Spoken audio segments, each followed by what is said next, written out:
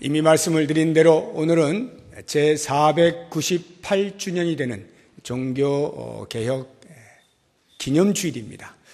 언제부터 해서 498주년이 되는가 할 때 1517년 10월 31일 당시 34살의 마틴 루터가 비텐베르그 교회 문에 95개 조항의 반박문을 붙이면서 그때를 기점으로 해서 연도를 세보니 올해가 498주년, 이제 2년이 있으면 500주년이 되는 종교개혁주일입니다. 이 종교개혁 당시에 개혁이라고는 말을 통해서 우리가 아는 것처럼 무엇인가 부패하고 썩은 것이 있어서 그것으로부터 개혁을 하겠다라고 해서 일어난 것인데, 그 당시에 그 종교, 그 당시에 로마 교회의 썩은 것에 대하여서 개혁하는 차원에서 많은 것들이 있지만 그것을 크게 5가지의 슬로건을 통하여서 종교개혁가들이 이제 외쳤던 것을 우리가 알게 됩니다. 오직 성경, 솔라 스크립투라 이렇게 말해요.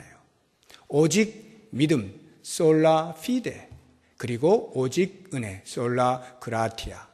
그리고 2개가 또 있는데 그것이 이제 오직 그리스도, 오직 하나님의 영광이라고 하는 이 큰 5가지 카테고리를 가지고 슬로건을 내걸고 개혁을 했던 것을 알 수가 있습니다.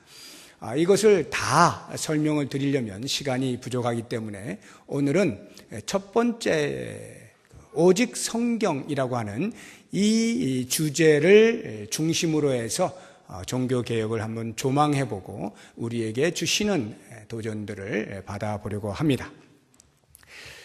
오직 성경이 종교개혁의 슬로건 가운데 하나가 될 수밖에 없었던 이유는 오직 성경 아닌 다른 그 무엇이 성경과 나란히 있었다 이 말이겠죠.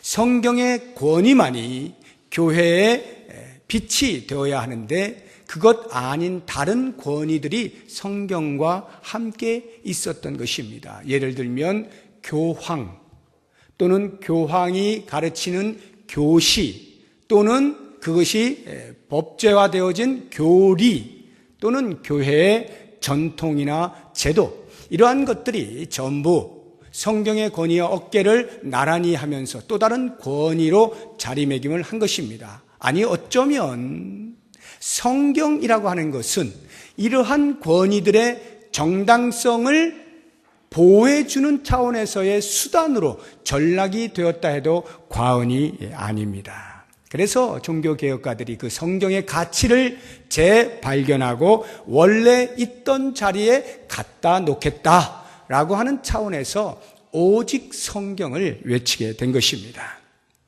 그렇다고 하면 왜 성경 옆에 또 다른 권위들이, 아니 더 정확히는 성경 위에 그러한 권위들이 놓이게 되었느냐 할 때 제가 보기에는 성경을 사유화했기 때문이다 이렇게 봅니다.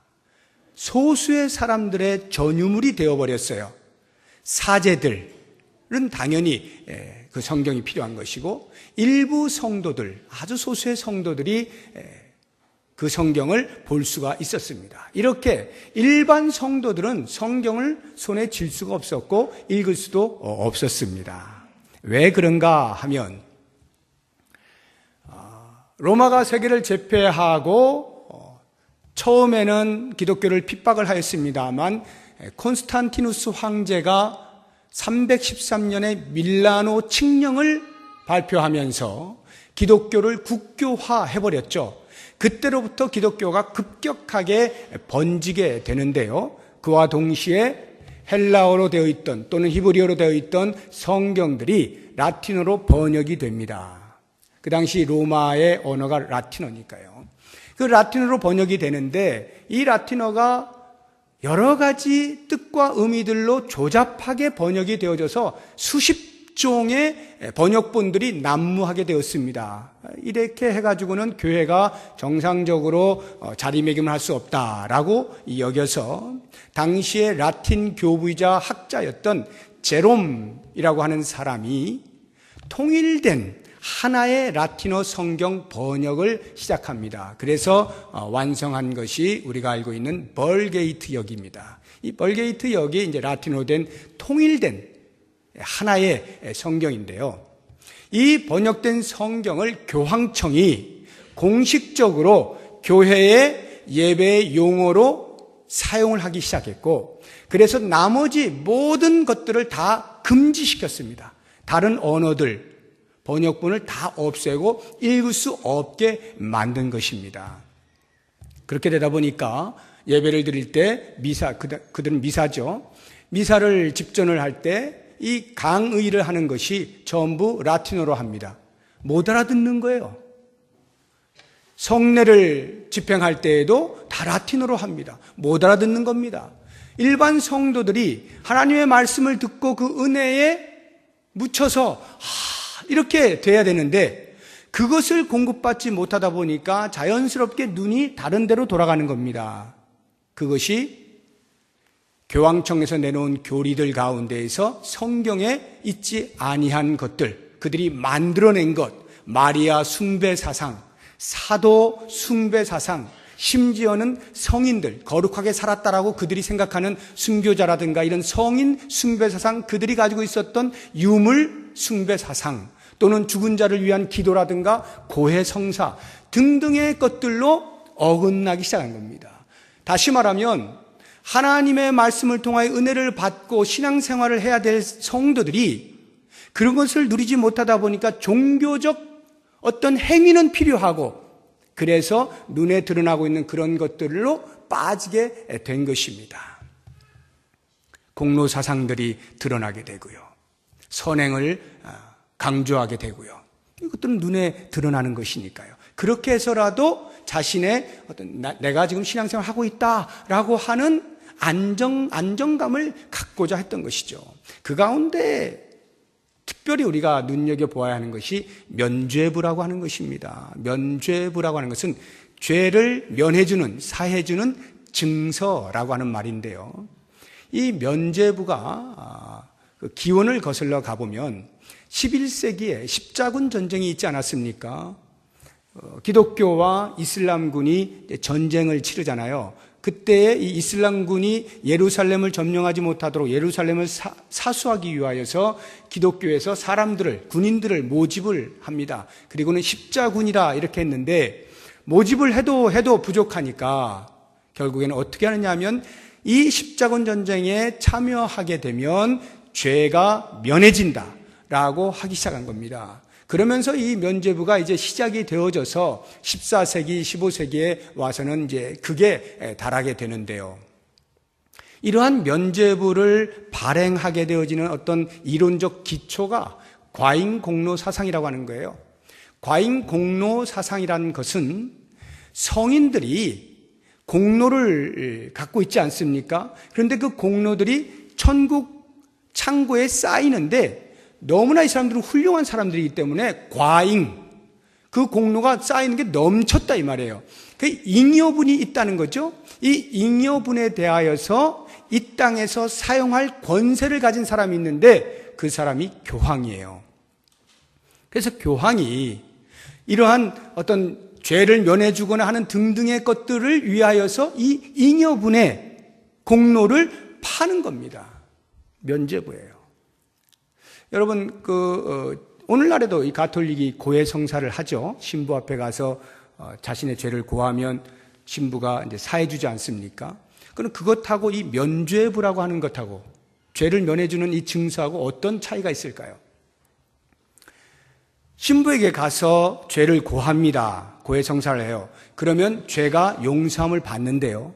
그럴지라도 죄의 형벌은 남아 있습니다. 죄는 용서받지만 그 죄의 대가를 치르는 형벌이 남아 있어요. 죄의 형벌은 이 땅에서 치러야만 되는 것입니다. 그래서 죄를 들은 신부가 그 사람에게 죄의 그 경중에 따라서 일주일 동안 교회를 청소하시오라고 하는 어떤 벌을 줍니다. 그것을 통해 형벌을 이제 없애주는 것이죠. 또는 계단을 100번을 무릎으로 기어서 올라갔다 내려갔다 해라든가, 어떤 고행을 하게 한다든가 등등의 여러 가지 신부가 정해서 줍니다. 그럼 죄의 형벌이 없어지는데요. 이 면죄부가 바로 그 죄의 형벌을 없애주는 수단으로 사용이 된 겁니다. 그러니까 돈을 주고 그 증서를 사면 죄가 사해지는 것뿐만 아니라 죄의 대가로 치러야 할 형벌도 없어지는 거예요. 그러니까 얼마나 많은 사람들이 그걸 샀겠어요. 돈을 주고 죄 사하는 증서를 사는 겁니다. 그러다가 1506년에 성 베드로 성당을 짓기로 작정을 하면서 기금이 마련돼야 되는데 턱없이 부족한 거예요. 그래서 이 면죄부를 공식적으로 팔기 시작합니다. 전 독일 교회에 면죄부에 관련되어진 설교를 하도록 강요를 하고, 그리고 직접 강제로 판매하도록 합니다. 근데 그것도 부족하게 되니까 어떤 일이 벌어졌냐면 전문적으로 면죄부 파는 사람을 만들어 버립니다. 전국을 돌아다니면서 면죄부를 팔게 해요. 장사를 하게 합니다. 그래가지고 그런 사람에게는 내가, 교황청이죠. 교황청에서 내가 50% 줄 테니까 너 50% 먹고 50%는 교황청으로 들여보내. 이렇게 해서 전문인들이 생기게 된 겁니다. 혹시 여러분들 영화를 보시면 태첼이라고 하는 신부 혹시 기억나시는지 모르겠어요. 헌금통에 동전을 집어넣으면 헌금통에 동전 소리가 땡 하는 순간에 죄가 없어진다. 이런 말들을 하지 않습니까?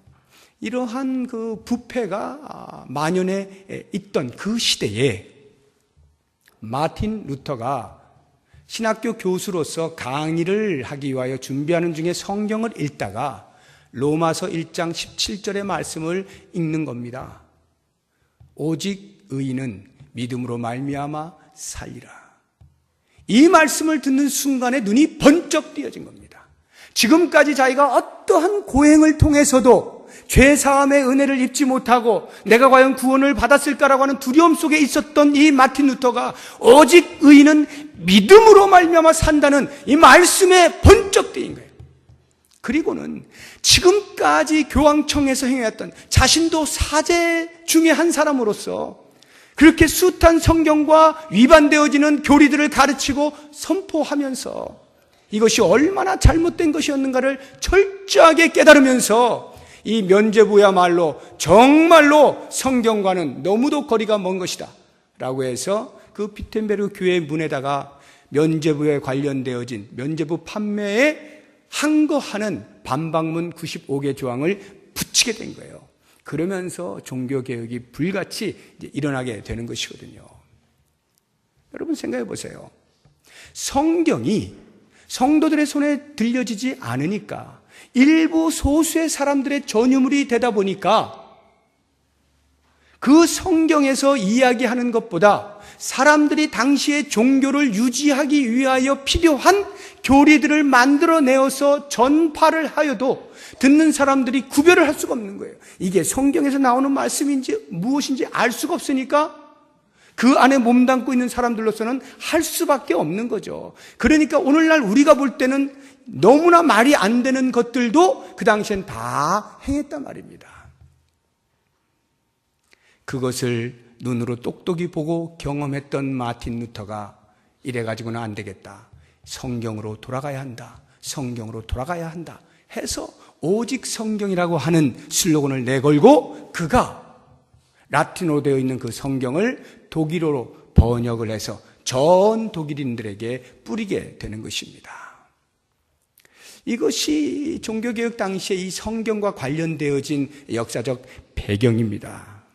자, 그렇다고 한다면 그렇게 해서 성경의 권위를 되찾고 모든 교황의 권위들을 다 없애야 하고 오직 성경이 말하고 있는 대로 살겠노라고 하는 이 종교개혁의 정신이 15세기부터 쭉 흘러오다가 새로운 국면을 맞이하게 되는데요. 18세기, 19세기에 합리주의의 태동과 함께 자유주의의 신학이 등장을 하게 됩니다. 이 자유주의 신학, 19세기에 등장했던 자유주의 신학은 성경의 권위보다 인간의 이성을 더 높게 두었습니다. 인간의 이성이 더 권위가 있어요.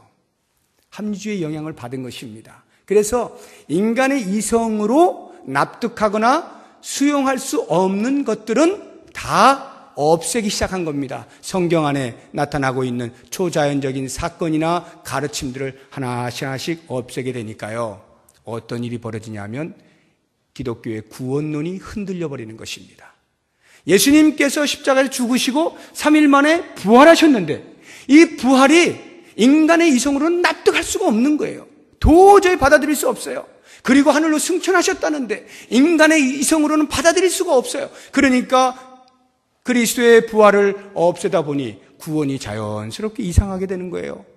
예수님은 실패한 사람이 되는 것이고요. 구원이라고 하는 것이 그런 예수 그리스도를 통한 구원이 아니라 인간이 그리스도의 그 성품을 담고 그리스도의 그 인격을 닮으면서 거룩하고 고상한 도덕성을 갖추고야 되면 구원을 받을 수 있는 것처럼 둔갑이 되어져 버린 것입니다. 오늘날에도 이러한 자유주의 신학의 영향을 받고 있는 교단들이 있죠. 그런 신학을 가르치는 대학들이 있습니다. 대표적으로 한신이라든가 감신이라든가 하는 데는 이런 자유주의 신학에 아주 많이 물들어 있는 거고요. 우리 장로교 쪽에서도 통합측 같은 경우에 이런 경우에 많이 영향을 받고 있는 중에 있습니다. 우리가 속해 있는 대한예수교 장로회 합동 총신도 그리 만만한 상태가 아닙니다. 이러한 자유주의 신학으로부터 완전히 우리는 보호받고 있다 쉽게 말할 수 없습니다. 우리 김상 교수님 계십니다만 계속해서 위협이 되고 있는 그러한 상황 속에 있는 것입니다. 이러할 때 오직 성경이라고 하는 이 슬로건을 우리가 다시 한번 붙잡아야 한다라고 하는 것이고요. 19세기가 지나서 20세기로 넘어오고 20세기 중엽 즈음에 또다시 새로운 도전이 생깁니다. 그것이 포스트 모던, 현대를 넘어선 후현대 시대에 등장한 종교다원주의입니다. 이것이 21세기 지금 살고 있는 우리에게까지 계속 영향을 미치고 있는데요. 아시는 것처럼 종교다원주의의 핵심은 신이 제일 위에 있다는 거예요. 신이 제일 위에 있어요. 우리말로 하면 하나님이 계시고요. 그 신에게 도달하는 길이 여러 가지가 있다는 거예요. 그 중에 기독교는 예수를 통해서, 불교는 석가를 통해서, 유교는 공자를 통해서, 이슬람은 마호멧을 통해서 이런 등등의 각자의 종교들이 가지고 있는 진리를 향한 길이 있다는 거죠. 그래서 궁극으로 올라가면 결국 한 신을 만나게 된다. 이게 종교다원주의예요. 그러니까 밑에서는 설령 서로 다른 종교인 것처럼 보이지만 손잡고 가다 보면 한 신을 만난다는 거죠. 그러니 싸우지 말라는 거예요. 네 종교가 옳고 내 종교가 옳고 이렇게 하지 말라는 거예요. 그냥 같이 손잡고 가면 된다는 거예요. 그래서 오늘날 간혹 가다 보지 않습니까? 석가모니 탄생하면은 그 탄생 기념을 교회가 탄생 축하한다고 프랜카드 걸어주고, 축성탄을 불교에서 교회에다가 프랜카드 걸어주고, 종교다원주의의 모습이죠. 이런 것이 오직 성경이라고 하는 권위에 대하여서 도전을 하기 시작하는 겁니다. 여러분 생각을 해보십시오. 성경에서는 여러 길이 있다라고 얘기하지 않아요. 오직 한 길, 오직 예수 그리스도, 그리스도의 이름 외에 다른 이름을 구원을 위하여 주신 적이 없다라고 분명하게 말씀을 하고 있는 것입니다. 이러한 진리의 말씀이 성경에 있음에도 불구하고 종교다원주의라고 하는 이성을 기반으로 하고 있는 성경 위의 권위를 내세워서 성경을 누르고 있는 이러한 시대를 우리가 살아가고 있는 것입니다. 사랑하는 여러분, 자유주의 신학이 성경에 나와 있는 여러 가지 초자연적인 것들을 다 없앨 때 성경은 우리에게 말하죠. 모든 성경은 하나님의 감동으로 된 것으로, 모든 성경은 하나님의 감동으로 된 것으로, 어느 것 하나 빼놓을 수 없고 성경의 저자가 자기 임의로 소설 쓰듯이 쓴 것이 아니라 하나님의 영이 그 저자에게 감동하셔서 그것을 적을 수 있도록 해 주셨다라고 하는, 그래서 성경 무호서를 우리가 받아들이고 있는 것 아닙니까? 그러한 면에서 성경에서 어떤 것들은 받고 어떤 것들은 받지 아니하는 이러한 자유주의 신학으로부터 우리가 보호를 해야 하고요.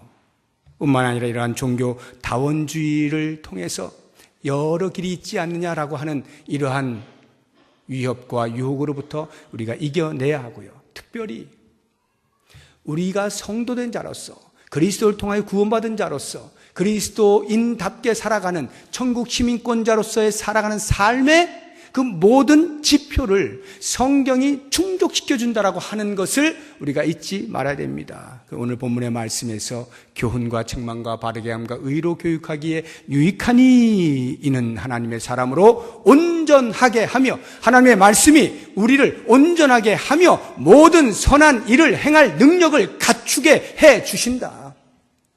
부족함이 없다는 거예요. 이것이 부족하니까 또 다른 어떤 종교의 가르침과 철학 사조들을 가지고 와야 되는 것이 아니라 이 말씀 안에서 그리스도인다운 삶, 천국 시민권자로 사는 삶의 모든 길이 다 있다 이 말이에요. 이러한 말씀들을 우리가 묵상하면서 이제 오늘날 우리 자신들에게 한번 적용을 시켜본다라고 할 때 제가 간단하게 세 가지를 말씀드릴 텐데, 하나는 성경이 나에게 말하도록 하라 하는 것입니다.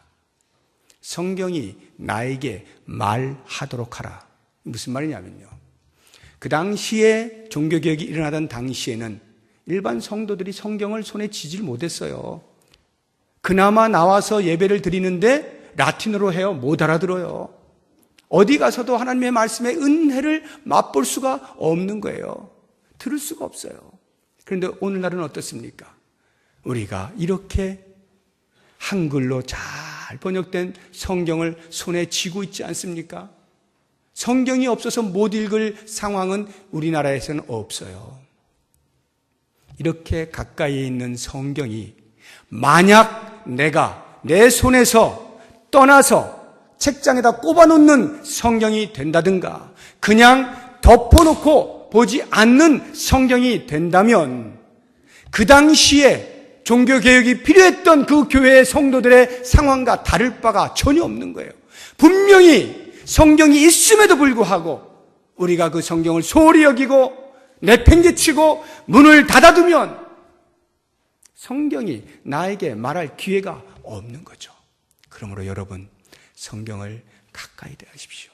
성경을 언제나 여십시오. 성경을 읽으십시오. 성경이 나에게 무엇을 말하고자 하는가 하는 것을 귀 기울여 들으시고 보십시오. 그리고 나서 두 번째로, 성경이 나를 바꾸게 해야 합니다.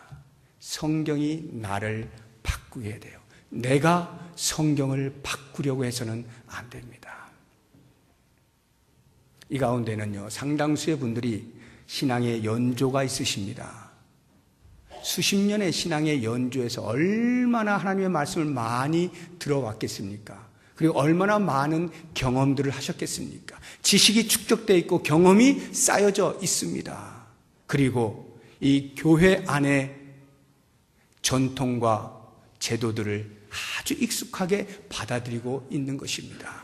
이러한 수십 년의 기간을 통해서 습득되어진 그러한 것들이 하나님의 말씀을 보는 일에 있어서, 하나님의 말씀을 듣고 깨닫는 일에 있어서 만약 그것이 가로막는다라고 한다면, 그것이 변질되게 만든다고 한다면 과감하게 내려놓을 수 있어야 돼요. 지금까지 나의 모든 지식을 내려놓을 수 있어야 됩니다. 지금까지 내가 익숙하게 여겼던 교회의 전통을 내려놓을 수 있어야 됩니다.